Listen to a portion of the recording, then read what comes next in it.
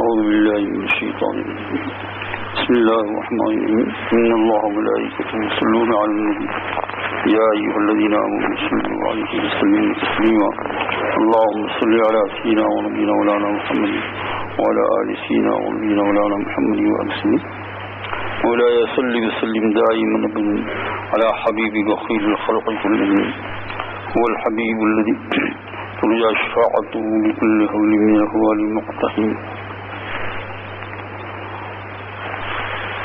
حضرت مولانا روم رحمۃ اللہ علیہ رومی ان کی جو ہے مثنوی شریف میں سے کچھ باتیں سن رہے ہیں کچھ ہفتوں سے. اللہ جل شانہ ہمیں عمل کی توفیق عطا فرمائے.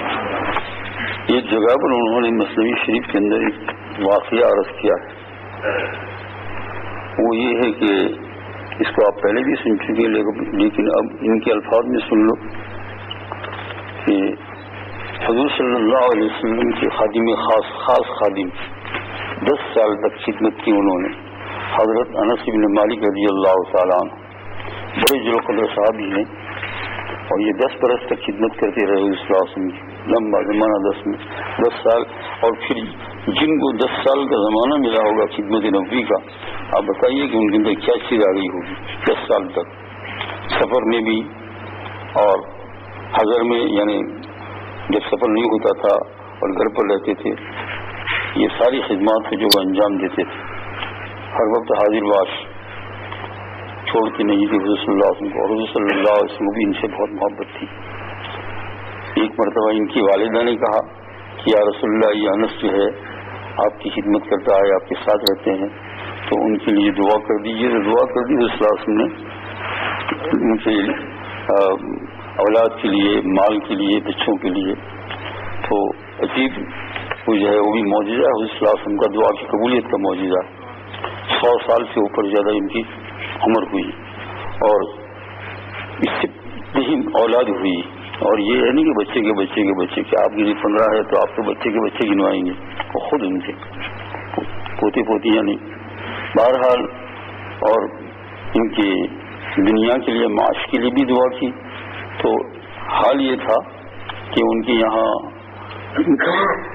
مستقل جو ہے باورچی خانہ, کھانے پکانے والے لوگ ہر وقت روٹی پکاتے رہتے تھے اور گوشت اور روٹی, اور کسی کی دعوت نہیں, عام دسترخوان, جو بھی آئے وہ کھاتا جائے, وہاں سے جو بھی گزرے وہ کھاتا جائے, ہے نا. یہ ہے نا, یہ ہم لوگ دعوت ایک دن دعوت کرتے ہیں تو کہتے ہیں کہ ہم نے اتنی بڑی دعوت کر دی. ہر روز لوگ آتے تھے, کھاتے تھے, چلے جاتے تھے. تو ایک مرتبہ ایسا ہوا, مولانا رومی رحمۃ اللہ علیہ ارشاد فرماتے ہیں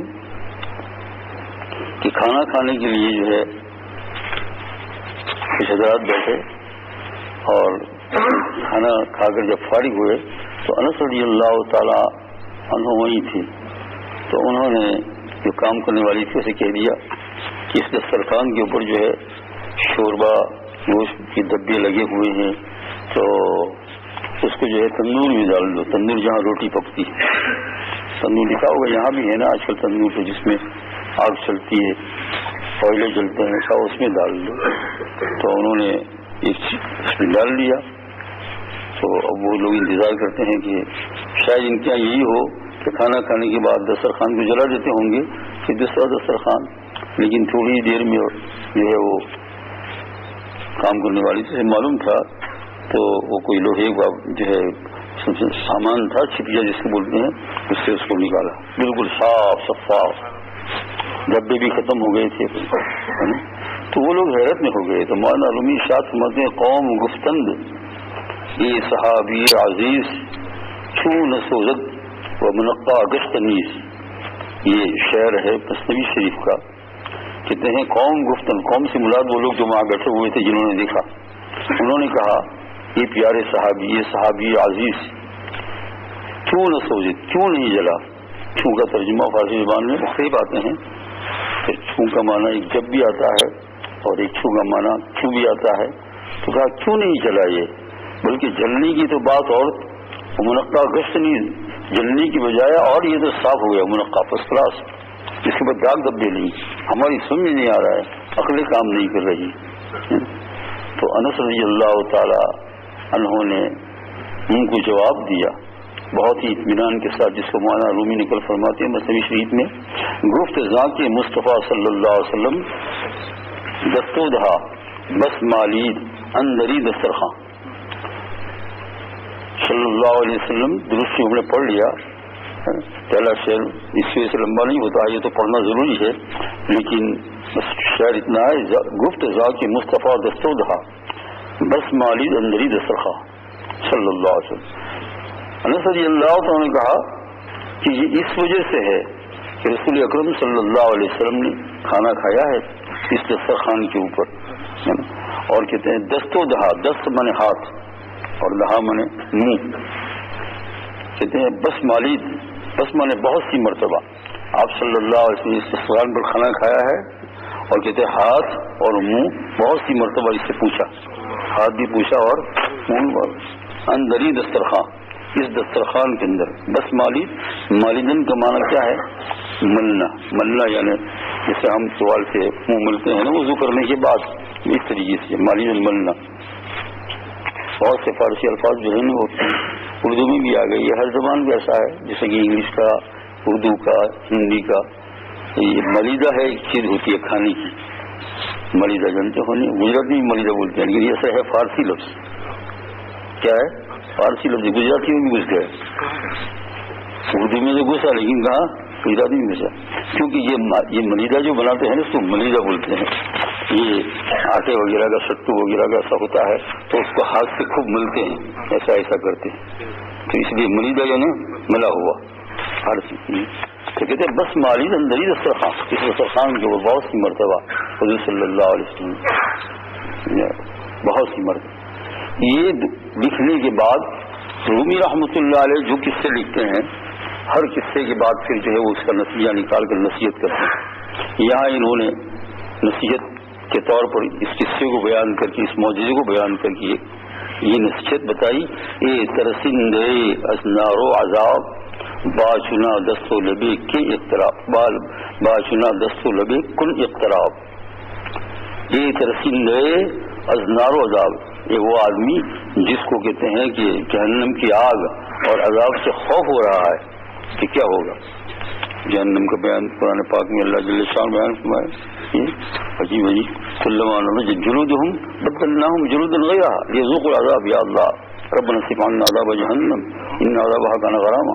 اس کی یہ 5ویں پارے میں ہے کلما نضجت جلودهم، جلدی جلدی جب چمڑی ختم ہو جائے گی جو اللہ نے دی ہے تو دوسری چمڑی آٹومیٹک فوراً چڑھ جائے گی. کلما نضجت جلودهم بدلناهم. حق تعالیٰ جل شانہ سے پناہ مانگا اور قرآن پاک پڑھو. حضرت رضی اللہ تعالیٰ عنہ کا طریقہ یہ تھا کہ جب بھی جہنم کا بیان آتا تھا تو رک جاتے تھے اور یہ 3 مرتبہ پڑھتے تھے، ربنا اصرف عذاب جہنم ان عذابها كان غراما. اسی طرح جنت کا بیان آتے تھے تو کہتے اللہم انی اسألک الجنۃ من غفرتک و رحمتک. بہرحال رومی نصیحت فرماتے ہیں اے جس کو جہنم کی آگ اور عذاب کا ڈر لگ رہا ہے، باچنا دست و لبی کن اقتراب، ایسے ہاتھ مبارک اور ایسے لب مبارک سے اپنے آپ کو قریب کر. کون سا ہاتھ مبارک؟ حضور صلی اللہ علیہ وسلم. لب مبارک حضور صلی اللہ علیہ وسلم. اور آگے پھر سمجھایا انہوں نے چوں جما دے را چنی تشریف داد جان عاشق را خواہت فساد. یعنی جماعت کہتے ہیں پتھر کو، عربی میں بولتے ہیں جمادات نبادات. تو جمادات کہتے بے جان، جیسے یہ ستون ہے، پتھر ہے، پتھر کی چیز ہے کہ جس کے اندر بظاہر جان نظر نہیں آتی ہے. تو کہتے ہیں جب جمادات کو حضور صلی اللہ علیہ وسلم نے یہ بزرگی اور شفا عطا، یہ شرافت عطا فرمائی، اس لیے کہ دسترخوان بھی تو جمادات میں سے ہے نا، بولتا نہیں ہے، چلتا نہیں. تو اس کو اللہ کا، اس کو جو ہے جب رسول پاک صلی اللہ علیہ وسلم کی جو ہے یعنی ہاتھ منہ نے یہ اس کو شرافت دی، تو کہتے ہیں جو بندہ جان عاشق رہا، جو بندہ اللہ کے رسول صلی اللہ علیہ وسلم پر عاشق ہو کر آپ کی سنتوں کو اختیار کرے تو اس کو نہ جانے کیا عطا ہوگا. اور وہ حصی اور قرب معنوی کو بیان کیا اس میں. یعنی وہ دسترخوان کو تو قرب حصی تھا، اور ہم جو سنتوں کو ادا کرتے ہیں یہ قرب معنوی. ہم نے سنتوں کو ادا کیا، آنکھ سے سنت کو ادا کیا، مثلا سرما لگایا، نیت کی کہ رسول پاک صلی اللہ علیہ وسلم کا طریقہ ہے. ہم نے کان کے اوپر سنلا کہ بھائی وضو میں برابر مسا کرے یوں جیسے حضور نے بتایا ہے اس طریقے سے، ایک یہ انگلی اندر میں ہو اور انگوٹھا اوپر ہو. ایک ایگزامپل مثال کے طور پر ہم نے جو ہے کلی کی 3 مرتبہ وضو کرنے میں ہم نے پاؤں سے سنت ادا کی کہ جب مسجد میں آئے تو ہم نے پہلے سیدھا پاؤں رکھا اور بعد میں پھر جو ہے وہ لیفٹ سائڈ کا، اس کو لوگ الٹا نہیں ہے، لیفٹ سائڈ کا پاؤں ہے اس کو رکھا، نکلنے کے وقت اس کا اپوزٹ کیا، پاؤں سے سنت ادا کی. تو جب ہمارے بدنوں کے اندر سے بار بار اختلاف ہو رہا ہے اس لفظ میں تو یہ کہاں جہنم میں جائے گا؟ یہ رومی سمجھا رہے ہیں. بہت اللہ تعالیٰ نے ان سے دیا عجیب عجیب، ان کے حالات بھی عجیب تھے. یعنی یہ کہتے ہیں کہ قرب حصی اس کو تھا، قرب مانوی ہم کو ہو جائے گا. کیا ہو جائے گا؟ قرب مانوی اگرچہ 1400 سال کی بات ہے یا پھر آئندہ آنے والوں کو اور دیر لگے گی، لیکن جو لوگ اپنا قرب مانوی پیدا کر لیں گے انشاءاللہ تعالی اس لب کو، اس زبان کو، اس روح کے اوپر جو دوسرا جسم اللہ چڑھائیں گے تو وہاں بھی ہونٹ ہوگا، وہ اسی ہونٹ کے قائم مقام ہوگا. وہاں بھی ناک ہوگا، وہ اس ناک کے قائم مقام ہوگا. وہاں بھی آنکھ ہوگی، وہ اس، کیونکہ آپ نے قرآن پاک میں پڑھا ہے کہ جو ہے ہاتھ پاؤں کان گواہی دیں گے وہاں قیامت کے میدان میں. تو یہ تھوڑے ہوں گے تو کیا ہوگا؟ وہ اسی کے قائم مقام ہوں گے، اسی کے. یہ تو غلط ہو جائے گا. اب سورہ یاسین شریف میں بھی آتا ہے اور جگہ پر بھی آتا ہے یوم تشہد السنتہم وایدیہم وارجلہم بما کانوا یعملون. یوم تشہد ایدیہم، جس دن ان کے ہاتھ گواہی دیں گے، پاؤں گواہی دیں گے. تو یہ جو پاؤں ہوگا وہاں وہ اسی پاؤں کے قائم مقام ہوگا. جو آنکھ ہوگی اسی آنکھ کے قائم مقام ہوگی. جب اس آنکھ سے بارہا سنت حضور کی ادا ہوئی ہے صلی اللہ علیہ وسلم، اس کان کے اوپر بارہا سنت ادا ہوئی تو فرمایا کہ اس کو کہاں اللہ تعالیٰ جہنم میں ہے نا، اس کو تو اس کا تو اکرام کریں گے، اعزاز کریں گے. تو میرے دوست لمبی بات کرنے کی ضرورت نہیں ہے، تھوڑی سی بات کے اندر سمجھ جائیے. آج کا مضمون بس اس طرح ہے کہ زیادہ سے زیادہ ہمت کر کے، ایسا نہیں کہ جو اپنی عادتیں پڑھ گئی ہے وہی نہیں، ہمت کر کے کتابوں میں پڑھ کر، علماء سے پوچھ کر کتابوں کو، یہ ساری سنتیں چھپ چکی ہے اور جو ہے منظر عام پر آ چکی ہے، اور آپ عمل کریں گے تو آپ کے اندر روزانہ کم و بیش 150-200 سنتیں آ جائیں گی اور آپ بہت آسانی سے. پھر مولانا رومی فرماتے پھر کہاں جہنم میں جائے گا؟ جس کے بدن کے اندر دن بھر میں 150 مرتبہ صبح سے لے کر اٹھنے تھے. حضور صلی اللہ علیہ وسلم صبح میں جب بستر پر سے تشریف اٹھتے تھے تو وہیں مسواک ہوتا تھا. سب سے پہلا مسواک، یہ پہلا مسواک، پھر وضو کا دوسرا مسواک، وہیں مسواک ہوتا تھا. اپنے پاس رکھو مسواک اور ایسا رکھو کہ آپ کو نظر آ جائے گی. صبح میں آدمی اٹھا ہوا ہوتا ہے، خبر نہیں رہتی، سامنے رکھو بالکل کہ آپ کو کیوں نظر آ جائے. مسواک کر لیا، چاہیے ایک مرتبہ دو، یہ صبح کی سنت ہو جائے. پھر حضور صلی اللہ علیہ وسلم الحمدللہ الذی احیانا بعد ما اماتنا والیہ النشور پڑھ لو. آنکھ کو ذرا مل لو، آپ کہیں گے اس میں کیا ہے؟ بس حضور کی سنت، آنکھ کو ذرا مل رہا ہے تاکہ نیند کا خوار بھی ہو جائے. 3 سنت ذرا سی دیر میں ادا ہو گئی. پھر اس کے بعد جو ہے آپ فراغت کے لیے پیشاب پاخانے جائیں گے تو جانے کی سنت اور ہے، تیرے پاؤں کس طرح رکھنے کا سب معلوم ہے. نکلنے کی جانے کی دعا اللہم انی اعوذ من الخبث والخبائث، نکلنے کے بعد غفرانک الحمدللہ الذی. پھر وضو کے اندر آپ بہت ساری سنتیں ہو جائے گی شروع سے لے کر تب، ہے نا. یہ مستحبات بھی طریقہ رسول میں داخل ہے. مستحبات علماء نے اس لیے اصطلاح قائم کی کہ اس کا ذرا کم درجہ ہے، لیکن یہ بھی طریقہ رسول تو ہے. آپ شروع سے دیکھ لیجیے. اب ہم اس کا اہتمام نہیں کرتے، بس جلدی سے ایسا ایسا کر کے کیا نہیں. اہتمام جیسے خشوع اور خضوع کے ساتھ نماز پڑھی جاتی ہے ویسے خشوع اور خضوع کے ساتھ وضو بھی ہے.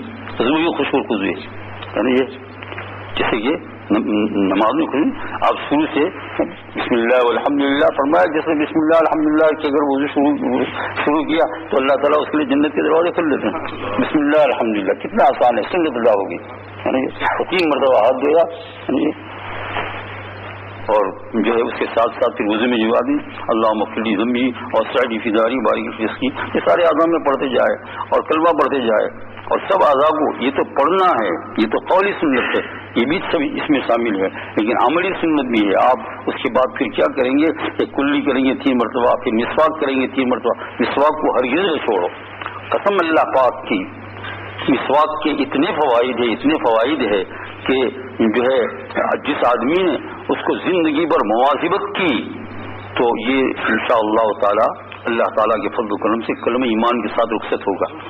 سرکار دو عالم صلی اللہ علیہ وسلم آخری حال میں تھی، صدیقہ کے گود میں سر مبارک تھا لیا تھا انہوں نے بالکل اباگ، اور کہتے ہیں اللہم برفیق الاعلیٰ، ایسا کہنا ہم بالکل جانے کی تیاری ہے۔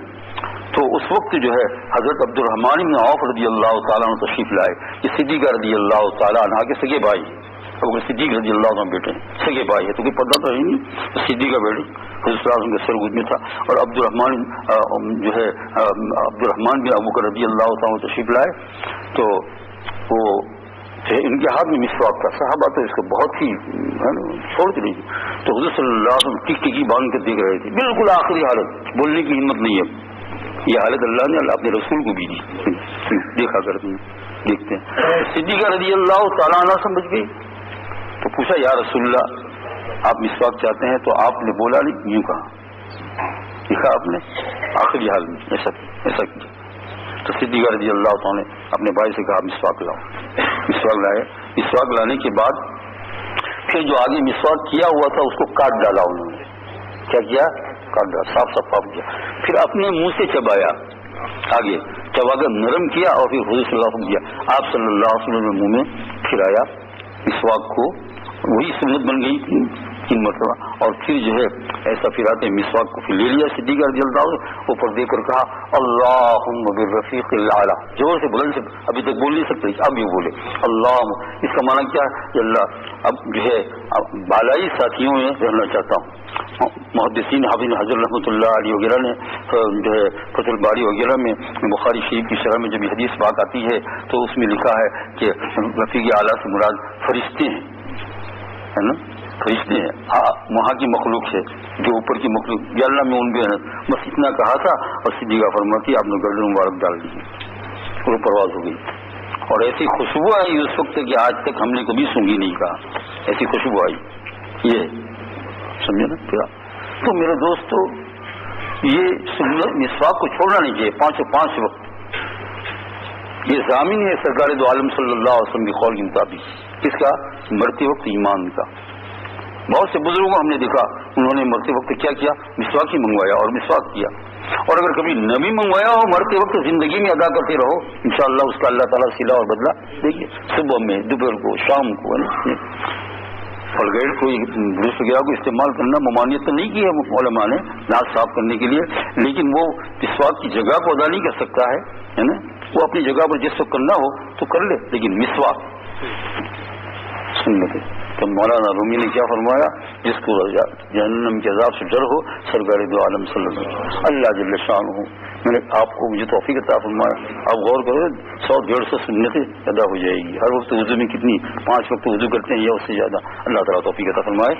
سبحان اللہ وبحمدہ، سبحانک اللہم وبحمدک، اشہد ان لا الہ الا انت، استغفرک و اتوب الیک۔